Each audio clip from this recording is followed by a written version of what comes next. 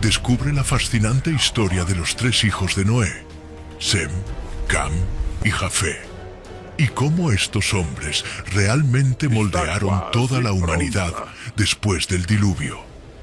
Este análisis profundo explora el Arca de Noé, la construcción de la gigantesca embarcación de 137 metros, la supervivencia de las 8 personas durante 377 días y cómo la Biblia registra en Génesis 6:10 el origen de todos los pueblos a través de la tabla de las naciones.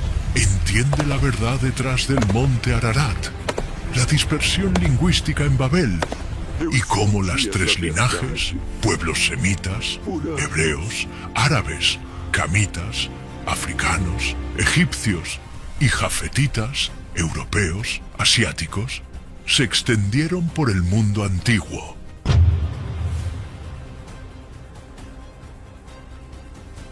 Explora las evidencias arqueológicas, genéticas e históricas que conectan la narrativa bíblica con civilizaciones como Mesopotamia, Egipto, Asiria y Grecia.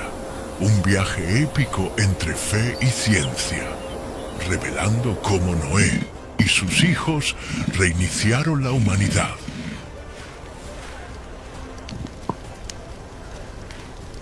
Cumpliendo profecías que resuenan hasta hoy a través de la descendencia de Abraham, David y la línea mesiánica.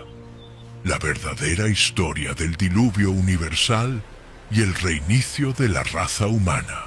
Palabras clave principales: Noé, Arca de Noé, diluvio, Biblia, Génesis, Semcam Jafé, Monte Ararat, Tabla de las Naciones, pueblos antiguos, genealogía bíblica, arqueología bíblica, Mesopotamia, Babel, origen de la humanidad, descendientes de Noé, historia bíblica. ¿Cuántos hijos tuvo realmente Noé? Si respondiste 3, estás absolutamente correcto. Pero espera, porque la historia detrás de estos 3 hombres es mucho más fascinante de lo que cualquier invención podría ser. Y lo que te voy a mostrar ahora va a cambiar completamente tu visión sobre esta narrativa antigua. Vamos directo al texto de Génesis 6:10. Sin rodeos, sin especulaciones, y engendró Noé 3 hijos, Sem, Cam y Jafé. 3 hijos, en blanco y negro, registrado hace milenios. Pero aquí está lo que realmente es intrigante. ¿Por qué ese número específico? ¿Por qué solo 3 hombres serían responsables de repoblar todo el mundo después del mayor desastre de la historia humana? Déjame mostrarte algo que los historiadores han descubierto. La tabla de las naciones, en Génesis 10, mapea cómo estos 3 hijos se convirtieron en ancestros de todos los pueblos conocidos del mundo antiguo. Sem engendró a los pueblos semitas, hebreos, árabes, asirios. Cam se convirtió en padre de los cananeos y pueblos africanos. Jafé originó las naciones que se extendieron por Asia Menor y Europa. ¿Ves el patrón? 3 direcciones, 3 regiones principales, 3 linajes que explicaban todo el mundo conocido. Pero hay algo más profundo ocurriendo aquí. El texto bíblico no menciona a Noé eligiendo a sus hijos. No hay narrativa de hijos buenos versus hijos malos antes del diluvio. Todos entraron en el arca. Todos fueron considerados dignos. 8 personas. Ese número aparece repetidamente. Génesis 7:7, 7:13. Primera de Pedro 3:20. 8. ¿Por qué? ¿Qué significaba ese número? En la tradición hebrea, el número 8 representa un nuevo comienzo. El 7 es completitud, 7 días de la creación. El 8 es lo que viene después, reinicio, nueva era. Y aquí es donde se pone interesante. Documentos históricos extrabíblicos confirman esta narrativa. Sí y no. Culturas alrededor del mundo preservaron historias de diluvio. Mesopotamia, Sumeria, Grecia, India, hasta pueblos indígenas de las Américas. Más de 200 narrativas de inundaciones catastróficas han sido catalogadas por antropólogos. La epopeya de Gilgamesh, escrita en la antigua Sumeria, cuenta sobre Utnapishtim, un hombre advertido por los dioses para construir un barco y sobrevivir a una inundación mundial. ¿Con su familia? ¿Coincidencia? ¿O todos están contando versiones de la misma historia real? El cielo se está cerrando. Aquí está lo que sabemos con certeza. Algo sucedió. Algún evento catastrófico dejó una marca tan profunda en la memoria humana que cada cultura preservó su versión. Pero volvamos a los hijos de Noé, porque lo que sucedió después del arca es donde la historia se pone realmente compleja. Génesis 9 registra un incidente perturbador. Noé planta una viña, hace vino, se embriaga. Cam ve a su padre desnudo y se lo cuenta a sus hermanos. Sem y Jafé cubren al padre respetuosamente, caminando de espaldas. Cuando Noé despierta y descubre lo que pasó, maldice a Canaán, hijo de Cam. Maldito sea Canaán, siervo de siervos será. Espera, ¿por qué Canaán fue maldecido por el error de Cam? Los eruditos debaten esto desde hace siglos. Algunos sugieren que el texto original indica algo más grave que solo ver la desnudez. Otros apuntan que en la cultura antigua, maldecir a la descendencia era una forma de maldecir al propio padre. Lo que sabemos es que esa maldición tuvo consecuencias históricas enormes. Fue usada para justificar la esclavitud, para legitimar conquistas, para crear jerarquías raciales que persistieron por milenios, y todo por causa de una interpretación sobre lo que sucedió entre un padre y sus hijos después de sobrevivir al fin del mundo. ¿Ves el peso de esta narrativa? No hace falta inventar un cuarto hijo misterioso. La verdad ya es épica lo suficiente. 3 hombres, sus esposas, un mundo vacío por delante y decisiones que moldearían el destino de la humanidad. 137 metros de longitud. Deja que eso se hunda. Un barco más grande que un campo de fútbol, construido por un hombre de 600 años y sus 3 hijos. Sin grúas, sin máquinas, sin equipo de ingenieros. ¿Cómo? Esa es la pregunta que arqueólogos e ingenieros se hacen desde hace décadas. Y las respuestas son más fascinantes que cualquier ficción.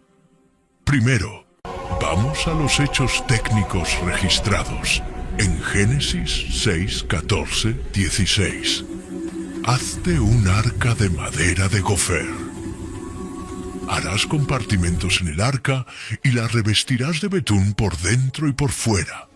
De esta manera la harás. De 300 codos el largo del arca, de 50 codos su ancho y de 30 codos su alto. Imagina una estructura colosal con 137 metros de largo por 23 metros de ancho y 13 metros y medio de alto, totalizando aproximadamente 43.000 metros cúbicos de volumen. Ingenieros navales de la actualidad analizaron estas proporciones minuciosamente y descubrieron algo extraordinario. La proporción de 30 por 5 por 3, referida al largo, ancho y alto, se considera prácticamente perfecta para la estabilidad en mares turbulentos. No se trataba de un diseño enfocado en velocidad o maniobras. El objetivo principal era uno solo: permanecer flotando sin volcarse, independientemente de la violencia de las aguas. Esto plantea una cuestión intrigante. ¿Cómo una persona de la antigüedad podría concebir una estructura tan avanzada? El texto bíblico afirma que las especificaciones vinieron directamente de Dios. Pero, desde el punto de vista humano, ¿había conocimiento náutico suficiente en esa época remota? Al analizar la arqueología, nos damos cuenta de que sí. Mucho antes de la fecha tradicional atribuida al diluvio bíblico, situada entre el siglo XXI y XXIII a.C., ya existían civilizaciones navegando por ríos y mares. Los sumerios utilizaban embarcaciones y los egipcios construían barcos que bajaban y subían el río Nilo. Y más sorprendente aún, hay evidencias de navegación en mar abierto realizadas hace unos 50.000 años por pueblos que alcanzaron Australia. Por lo tanto, construir una embarcación de gran porte era perfectamente posible. La gran cuestión pasa a ser el tiempo. ¿Cuánto tiempo tuvo Noé para construir todo esto? El texto original no lo especifica exactamente, pero en Génesis capítulo 6, versículo 3, encontramos una referencia a 120 años. Muchos entienden esto como el período entre el decreto divino y el inicio del diluvio. Si Noé comenzó su obra, así que recibió la orden, entonces tuvo un siglo entero para concluir todo, incluso con solo 4 hombres trabajando. Imagina el escenario. 120 años a disposición. Es tiempo suficiente para preparar cada pieza manualmente.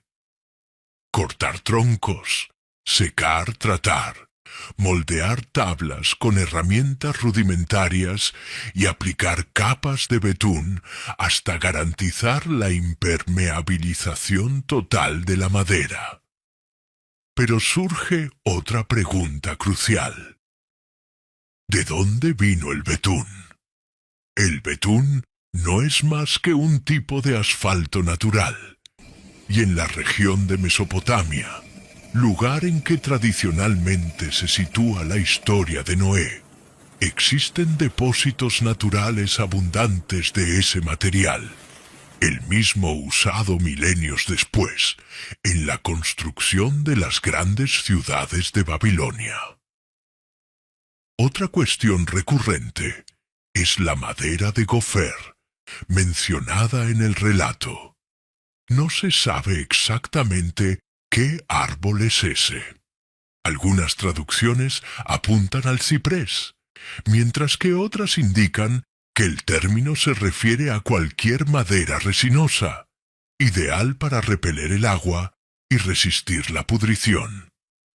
El cedro del Líbano, famoso en la antigüedad, también era exportado a toda la región y podría haber sido utilizado.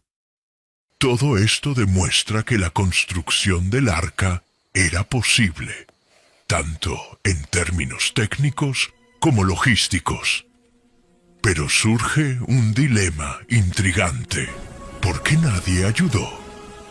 El relato dice que Noé predicó durante décadas, anunciando el juicio que estaba por venir, exhortando a las personas a cambiar sus caminos.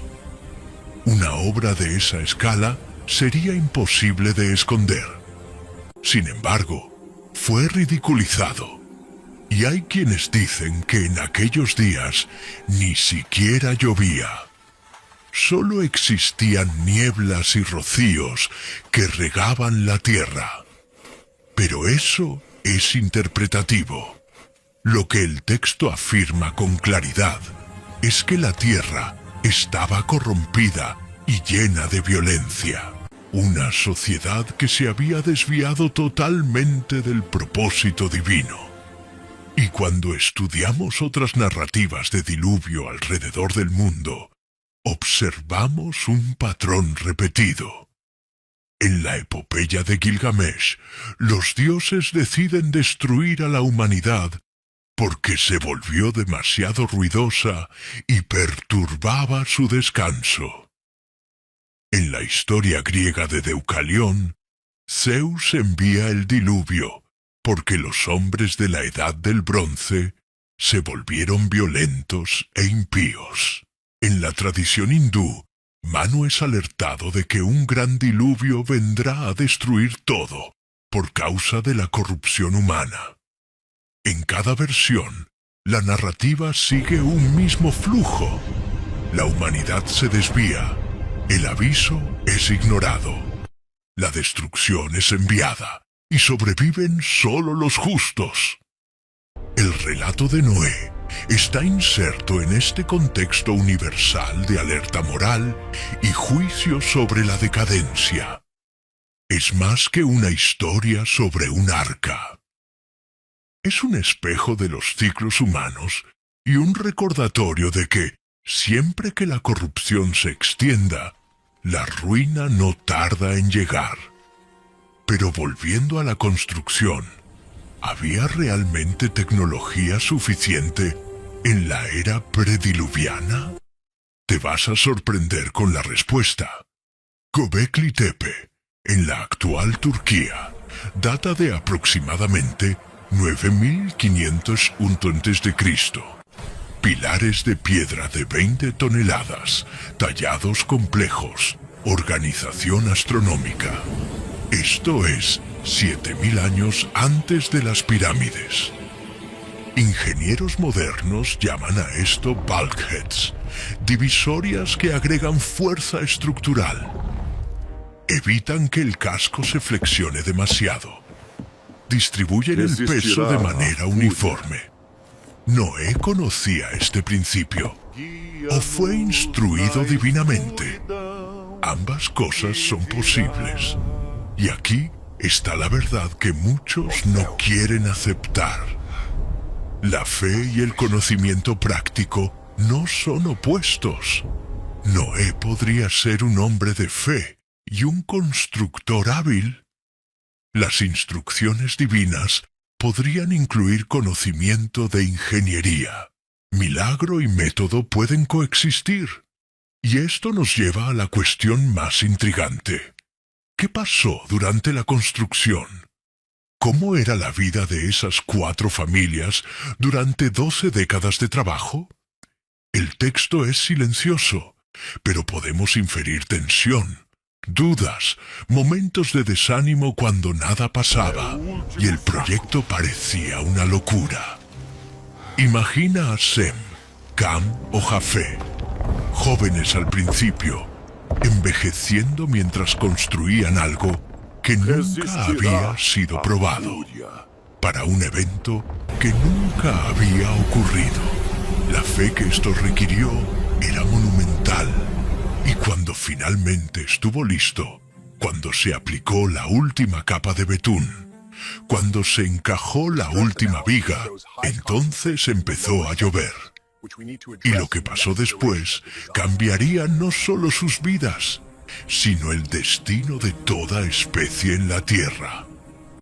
¿Estás preparado para descubrir cómo 8 personas manejaron miles de animales por más de un año? La logística es para volarte la mente. Sigue conmigo. Para todo lo que estás haciendo, y piensa conmigo. 2 de cada especie de animal. 7 pares de los limpios, todos en un barco, por 377 días. Sí, leíste bien. 1 año y 12 días. Génesis 7:11 a 8:14 proporciona fechas precisas. ¿Cómo funciona esto en la práctica? Esa es la pregunta que los escépticos se hacen desde hace siglos. Y honestamente, es la pregunta correcta que hay que hacer. Empecemos con lo obvio. ¿Cuántos animales? Aquí es donde la interpretación bíblica se encuentra con la biología moderna y se complica. El texto hebreo usa palabras específicas. Nefesh Chaya, criaturas vivientes con aliento de vida. Esto generalmente se interpreta como animales terrestres que respiran aire. No peces, no insectos, no microbios.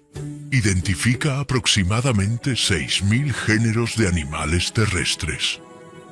Pero género es diferente de especie.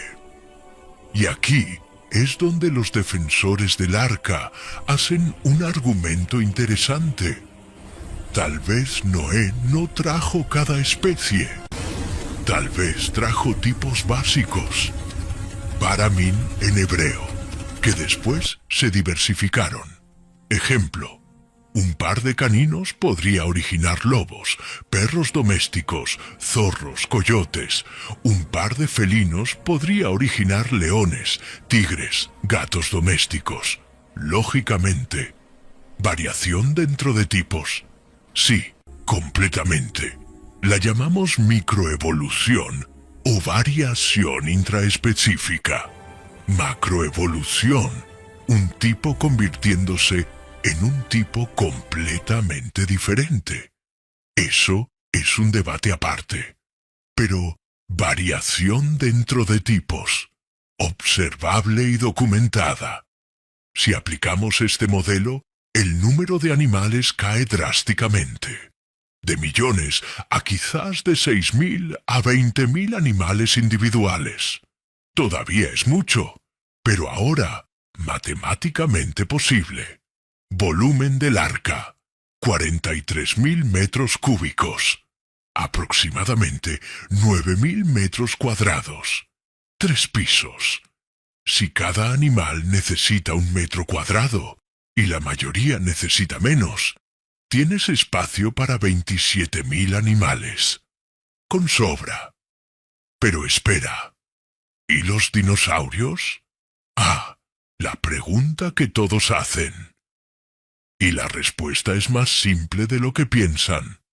Primero, los dinosaurios existieron en diferentes periodos, no todos contemporáneamente. Segundo, crías. Hay el adulto de 80 toneladas, cuando puedes traer crías de pocos kilos que crecerán después. Tercero, la mayoría de los dinosaurios eran pequeños, del tamaño de gallinas o perros. Los gigantes eran la excepción, no la regla. Y cuarto, más controvertido. Hay debates sobre cuándo se extinguieron los dinosaurios. La cronología convencional dice 65 millones de años antes de los humanos. Los creacionistas de Tierra Joven argumentan coexistencia. No voy a entrar en ese debate. Las crías resolverían cualquier problema de espacio. Ahora, la pregunta real. ¿Cómo 8 personas alimentaron y limpiaron después de miles de animales por más de 1 año? Aquí es donde necesitamos ser honestos. El texto no lo explica. 0 detalles. Pero podemos analizar lo que es posible. Alimentación. Muchos animales pueden hibernar. Otros pueden ser alimentados con una dieta básica. Heno, granos, agua. Almacenar 1 año de comida. Factible si usas todo el espacio del arca, pero de drenaje, gravedad, inclinaciones permitiendo que los desechos escurran. Cama para absorción. Trabajo. Si divides tareas, estableces rutinas. Trabajas en turnos. 8 personas podrían. Tal vez. Sería agotamiento extremo, pero posible. Y hay algo que el texto menciona casualmente, pero que es crucial. Y de todo lo que vive, de toda carne, 2 de cada especie meterás en el arca. Génesis 6:19. Noé no tuvo que cazar animales. Ellos vinieron. Los animales vinieron a Noé. Algún instinto migratorio. Comando divino sobre el comportamiento animal. Cuando se trata de la dimensión sobrenatural del relato, muchos creen que los detalles logísticos dejados por la narrativa bíblica no representan problemas. Pues, en ese contexto, los animales no necesitarían ser capturados en todo el mundo. Habrían venido hasta Noé por orientación divina. Pero si se descarta esa visión, surge otra cuestión igual de intrigante. ¿Cómo una historia transmitida por tradición oral logró mantener detalles tan específicos por tanto tiempo? Ambas posiciones enfrentan desafíos. Mientras una busca respuestas en la fe, la otra en la razón. Y en medio de esa discusión, la arqueología y la geología ofrecen pistas fascinantes. Hay evidencias de inundaciones que realmente transformaron el mundo. La inundación del Mar Negro, alrededor de 5.600 años antes de Cristo, es un ejemplo. Un lago de agua dulce de repente fue invadido por agua salada, lo que ahogó comunidades enteras y obligó a los sobrevivientes a esparcir sus historias. Historias que hablaron de un mundo dominado por las aguas. Durante el fin de la última edad del hielo, hubo un derretimiento masivo que elevó el nivel de los océanos unos 120 metros, sumergiendo regiones costeras. Esos cambios súbitos, globales y traumáticos probablemente dejaron marcas profundas en la memoria colectiva de la humanidad. Ante esos eventos reales queda la reflexión. ¿Será que el relato del Arca de Noé es un registro literal de la historia o una forma simbólica de preservar recuerdos de eventos catastróficos que realmente ocurrieron? Esa pregunta divide a los académicos hasta hoy, pero hay algo en lo que todos están de acuerdo. La historia sobrevivió milenios porque resuena en algo profundo en nuestra naturaleza, la lucha por la supervivencia contra lo imposible, la fe en medio del caos, el reinicio después de la destrucción. Cuando piensas en solo 8 personas flotando en un mar sin fin, esperando el momento en que la Tierra surgiera de nuevo, te das cuenta de que esta narrativa habla de coraje y esperanza en niveles que trascienden cualquier logística o detalle técnico. Cuando finalmente las aguas bajaron, el arca reposó y, según la tradición milenaria, aterrizó en el monte Ararat, entre las fronteras de Turquía, Armenia e Irán. Una montaña volcánica de más de 5.000 metros de altura. Imagina el escenario. Después de cerca de un año dentro del arca, Noé, sus hijos y sus esposas salen a un mundo completamente vacío, irreconocible, reconstruido por las aguas. ¿Y qué hacen primero? Antes de plantar, antes de construir refugios o preocuparse por la supervivencia, construyen un altar y ofrecen sacrificios de gratitud. Está escrito en el capítulo 8 de Génesis, versículo 20. Edificó Noé un altar al Señor y ofreció holocaustos. Gratitud en primer lugar. Después de eso, Dios hace una promesa. nunca más destruiría toda la vida con un diluvio. ¿El señal de esa promesa? Un arco iris, la primera vez que ese símbolo aparece en la Biblia. El arco iris se convierte en señal de alianza, un pacto de reinicio entre el cielo y la tierra. Y es ahí donde la ciencia y la fe se cruzan de forma sorprendente. La pregunta que resuena desde hace siglos es: ¿cómo toda la humanidad se desarrolló a partir de solo 8 personas? Y es justamente en ese punto donde la genética moderna ofrece respuestas impresionantes. En 1987, científicos analizaron el ADN mitocondrial, transmitido solo por la madre, de personas de diferentes regiones del mundo. El resultado sorprendió al mundo científico. Todos los seres humanos modernos comparten una ancestra común que vivió en África entre 150.000 y 200.000 años atrás. Esa ancestra femenina fue apodada Eva mitocondrial. Para algunos, un nombre simbólico que hace eco de la memoria de Génesis. Para otros, una coincidencia que muestra cómo, independientemente de la interpretación, las historias que contamos siempre reflejan nuestra búsqueda por origen, significado y propósito. El análisis del cromosoma Y, que pasa solo de padre a hijo, reveló algo sorprendente. Todos los hombres actuales descienden de un ancestro común llamado científicamente Adán cromosómico. Él habría vivido entre 200 y 300.000 años atrás. Esto prueba la Biblia. No necesariamente. Las fechas no coinciden con la cronología bíblica tradicional, y el término Eva mitocondrial, que se refiere a la ancestra femenina común, tampoco significa que ella era la única mujer viva, sino que sólo su linaje materno sobrevivió hasta hoy. Aún así, la genética revela un patrón intrigante, un cuello de botella poblacional.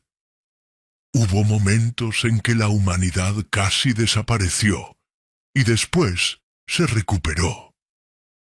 Uno de esos eventos habría ocurrido hace unos 70.000 años, posiblemente relacionado con la erupción del supervolcán Toba, que causó un invierno global y redujo la población humana a menos de 10.000 individuos.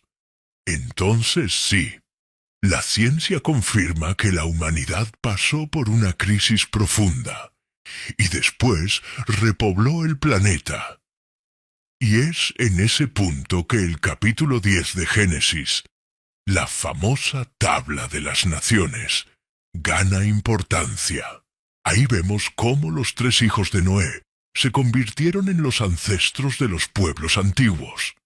Sem dio origen a Elam, ligado a Persia, Asur, que fundó Siria, Arfaxad, ancestro de los mesopotámicos y de los hebreos, Lud, asociado a Lidia, y Aram, padre de los arameos y sirios. Cam generó a Cus, Etiopía, Misraim, que se convirtió en Egipto, Fut, asociado a Libia, y Canaán, que dio nombre a las tierras dominadas por pueblos como los cananeos. Jafé fue padre de Gomer, Magog, Madai, Javán, Tubal, Mesej y Tiras, nombres que resuenan en regiones como Grecia, Anatolia, el Cáucaso e incluso Europa Oriental. ¿Percibes lo que esto significa? No estamos solo ante nombres aleatorios, sino ante pueblos enteros, muchos de los cuales dejaron registros en la historia. Misraim es el término hebreo para Egipto. Asur se convierte en sinónimo de Asiria. Yaván es una referencia antigua a Grecia. Estos nombres aparecen en textos de miles de años, pero corresponden a pueblos reales documentados por la arqueología y la lingüística. ¿Coincidencia? ¿O estaremos ante una memoria preservada? ¿Un mapa ancestral de las primeras migraciones postdiluvio que moldearon civilizaciones enteras?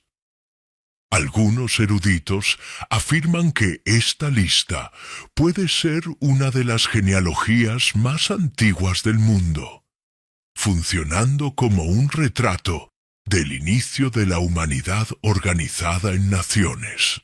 Y es exactamente aquí donde el lenguaje entra como una pieza fundamental del rompecabezas. Las lenguas semíticas, hebreo, árabe, arameo y acadio, forman una familia coherente, reflejando raíces comunes que apuntan a los descendientes de Sem. Las lenguas camitas, ligadas al Egipto antiguo, a los cusitas y bereberes, todas componiendo un bloque lingüístico esencialmente africano, unido a la linaje de Cam. Pero el mayor grupo lingüístico del planeta, sin duda, es el indoeuropeo, que engloba el griego, el latín, el persa, el sánscrito y las lenguas eslavas, germánicas y celtas. Esta familia gigantesca, extendida de la India a Islandia, suele asociarse a la descendencia de Jafé. Cada una de estas ramificaciones lingüísticas funciona como una huella dejada por pueblos en migración, revelando conexiones entre la Biblia, la historia y la ciencia que se vuelven aún más profundas cuando analizamos con atención los patrones que permanecen hasta hoy en el sonido de nuestras palabras. La ciencia confirma: la humanidad pasó por un período de casi extinción y después repobló el planeta. Las fechas aún se debaten, las causas también, pero el evento en sí, ese es ampliamente aceptado. Y es en ese punto que Génesis capítulo 10, la famosa tabla de las naciones, se vuelve fascinante, pues no habla solo de individuos, sino de pueblos enteros. Sem generó a Elam, ligado a Persia, Asur, origen de Asiria, Arfaxad, ancestro de los mesopotámicos y hebreos, Lud, relacionado con Lidia, y Aram, padre de los arameos y sirios. Cam generó a Cus, Etiopía, Misraim, Egipto, Fut, Libia, y Canaán. Ya Jafé dio origen a Gomer, Cimerios, Magog, Madai, Medos, Javán, griegos, Tubal, Mesej y Tiras. Estas genealogías revelan un mapa poblacional que resuena en las civilizaciones antiguas y muestra intersecciones entre registros bíblicos y hallazgos históricos. ¿Percibes el impacto de esto? Estos nombres no representan solo individuos, sino civilizaciones enteras. Misraim es literalmente el nombre hebreo para Egipto. Asur está directamente ligado a Asiria. Yavan es el término usado para referirse a Grecia, especialmente a la región de Jonia. Esto plantea una cuestión intrigante. ¿Sería todo coincidencia o este documento milenario preserva memorias precisas de migraciones post-diluvio? La lingüística ayuda a descifrar este rompecabezas. Lenguas semíticas, como hebreo, árabe, arameo y acadio, comparten raíces profundas y reflejan a los descendientes de Sem. Ya las camitas, como el egipcio antiguo y dialectos africanos, se ligan a Cam. Por otro lado, las indoeuropeas, como griego, latín, persa, y sánscrito están asociadas a Jafé y forman la mayor familia lingüística del planeta, conectando culturas que se extienden de la India a Islandia. Los lingüistas rastrean las grandes familias de idiomas hasta protolenguas ancestrales. Y cuando cruzamos estos patrones de dispersión con datos arqueológicos, genéticos y geográficos, surge algo impresionante. Muchos de esos caminos convergen en dirección a una misma región, el entorno del monte Ararat, Armenia, Cáucaso, Anatolia. Estos nombres son antiguos, pero aún vibran como ecos de un origen común para lenguas y pueblos. Es ahí donde la tradición coloca el punto de partida de la humanidad post-diluvio. Como si fuera el epicentro de una explosión cultural que moldeó el mundo que conocemos. Ciencia y narrativa ancestral parecen tocarse en un punto. Un cuna lingüística que unió mitos, pueblos y registros. Algunos lo interpretan geológicamente, separación de continentes. Pero la teoría de las placas tectónicas indica que los continentes se separaron a lo largo de millones de años, no décadas. Más probable, división lingüística y cultural. Momento en que los grupos se separaron definitivamente y las lenguas empezaron a divergir. Y esto nos lleva a Babel. Génesis 11 describe a la humanidad unida, hablando un solo idioma, decidiendo construir una torre que alcance los cielos. Dios confunde las lenguas. La comunicación se vuelve imposible. El proyecto es abandonado. Los pueblos se dispersan. ¿Literal? ¿Metafórico? ¿Memoria de un evento real? Arqueológicamente, sabemos que los zigurats, torres-templo, eran comunes en Mesopotamia. La más famosa estaba en Babilonia, Etemenanki, fundamento del cielo y de la tierra. Heródoto describió una torre de 8 niveles en Babel. Las ruinas fueron documentadas. Entonces, torres existieron. El ambiente de alcanzar los cielos existió. Y la dispersión lingüística es un hecho histórico documentado. Si conectas los puntos, un grupo étnico hablando una protolengua, expandiéndose rápidamente después de algún evento catalizador, desarrollando lenguas distintas. Es exactamente lo que la lingüística histórica describe. Y 3 linajes principales, 3 familias lingüísticas mayores dominando el mundo antiguo. El patrón se mantiene, pero hay un detalle sombrío en esta historia. Un detalle que moldeó siglos de injusticia. La maldición sobre Cam, o más específicamente, sobre Canaán, hijo de Cam. Maldito sea Canaán, siervo de siervos será de sus hermanos. Génesis 9, versículo 25.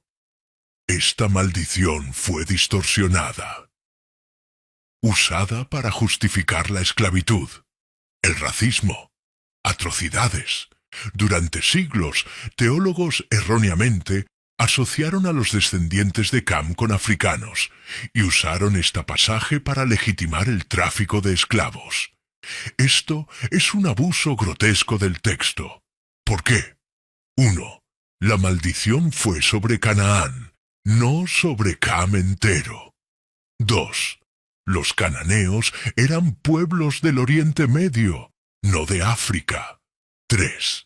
Incluso en el texto, es una maldición específica para un conflicto histórico entre israelitas y cananeos, no una declaración racial universal. ¿La verdad? Génesis 10 presenta todas las linajes con dignidad igual. Todas las naciones vienen de la misma familia. Todo humano comparte una ancestralidad común. Esta es el mensaje central: unidad en la diversidad. Y esto nos lleva al mayor misterio. Como tres hombres, sus decisiones, sus caracteres individuales, moldearon civilizaciones enteras. Sem, Cam, Jafé. Tres nombres, tres destinos. Y si miras la historia del mundo antiguo, verás huellas digitales de estos tres hombres en lugares que nunca imaginaste. Pero primero, necesito contarte algo que el texto bíblico revela sobre sus personalidades. Y es aquí donde la historia se vuelve profundamente humana. ¿Te acuerdas del incidente después del diluvio? Noé planta una viña, hace vino, se embriaga, termina desnudo en su tienda. Cam ve a su padre y se lo cuenta a sus hermanos. Sem y Jafé toman una capa, caminan de espaldas y cubren a su padre sin mirar. Parece un detalle menor, pero revela todo sobre el carácter. Cam expone la vergüenza. Sem y Jafé protegen la dignidad. Una elección, un momento, consecuencias eternas. En la cultura antigua del Oriente Medio, el honor y la vergüenza lo definían todo. Ver la desnudez del padre no era solo un bochorno, era una violación del orden familiar sagrado. Era una inversión de la autoridad. ¿Y qué hizo Noé cuando se enteró? Pronunció bendiciones y maldiciones que resonarían por generaciones. Sobre Canaán, hijo de Cam, siervo de siervos será. Sobre Sem, bendito sea el Señor Dios de Sem. Sobre Jafé, ensanche Dios a Jafé, y habite en las tiendas de Sem. Tres destinos, tres futuros, moldeados por una elección. ¿Crees que las elecciones individuales realmente tienen tanto poder? Sigue conmigo porque la historia prueba que sí. Sem, el padre de la promesa. Sem generó a Arfaxad. Arfaxad generó a Sala. La linaje continúa hasta Abraham, después llamado Abram. De Abraham viene Isaac. De Isaac viene Jacob. De Jacob vienen las 12 tribus de Israel. Y de Judá, tribu de Jacob, viene David. Y de David viene Jesús, según la genealogía en Mateo 1. Aquí está la verdad que nadie quiere enfrentar. Tú eres descendiente de Noé. No importa dónde naciste, no importa tu etnia, no importa tu religión. Si eres humano, vienes de Sem, Cam o Jafé, probablemente de los tres, mezclados a través de milenios de migración y matrimonios. Y esto lo cambia todo. Porque la historia del arca no es solo sobre un viejo construyendo un barco. Es sobre legado, sobre cómo las elecciones de una generación moldean el destino de todas las siguientes. Déjame mostrarte algo que te va a volar la mente. El ADN no miente. En 2019, un estudio genético masivo analizó el ADN de miles de personas alrededor del mundo. Conclusión: toda la humanidad moderna comparte ancestros comunes relativamente recientes. Ancestros comunes recientes significa, si retrocedes suficientes generaciones, todos los árboles genealógicos eventualmente se conectan. Matemáticamente, los científicos calculan que todos los humanos vivos comparten un ancestro común que vivió hace solo 3.000 a 4.000 años. Así es, 3 a 4.000 años. Más reciente de lo que pensabas, ¿verdad? ¿Y si retrocedes un poco más? Todo ser humano vivo desciende de todos los humanos que tenían descendientes en esa época. Piensa en eso. Si eres europeo, tienes ancestros africanos. Si eres asiático, tienes ancestros europeos. Si eres americano, tu linaje pasa por todos los continentes. Estamos todos conectados, literalmente. ¿Y la narrativa de Noé? ¿3 hijos repoblando la tierra? Genéticamente no es solo posible, es exactamente el patrón que observamos, las lecciones enterradas en la historia. Pero el ADN es solo parte de la historia. La parte realmente profunda es lo que esta narrativa enseña sobre la humanidad. Lección 1. La supervivencia exige cooperación. 8 personas en un barco por un año. Si no cooperaban, morirían. Todos. Sem, Cam y Jafet tenían diferencias, pero trabajaron juntos porque no había alternativa. Y después del diluvio, 3 linajes, 3 caminos, pero aún una familia. Conflictos ocurrieron, claro, pero la memoria de un origen común persistió. Y hoy, 8.000 millones de personas, conflictos interminables, pero todos compartiendo un planeta, un arca moderna. O cooperamos o nos hundimos juntos. Lección 2. El carácter define el legado más que las conquistas. Sem no construyó pirámides. Cam no escribió filosofía. Jafé no conquistó imperios. Pero sus elecciones de carácter, honor versus deshonra, respeto versus irrespeto, resonaron más que cualquier monumento físico. Lo que construyes puede ser destruido. Lo que enseñas a tus hijos, eso se multiplica a través de generaciones. 3 hermanos salieron de un arca y repoblaron el planeta. Imagina lo que tú puedes hacer. Si esta historia cambió tu perspectiva, deja tu comentario. Y si conoces a alguien que necesita oír esto, que sus elecciones importan más de lo que imagina, compártelo con esa persona. Porque los legados no se construyen solos. Se construyen cuando las historias se pasan adelante. Gracias por quedarte hasta el final.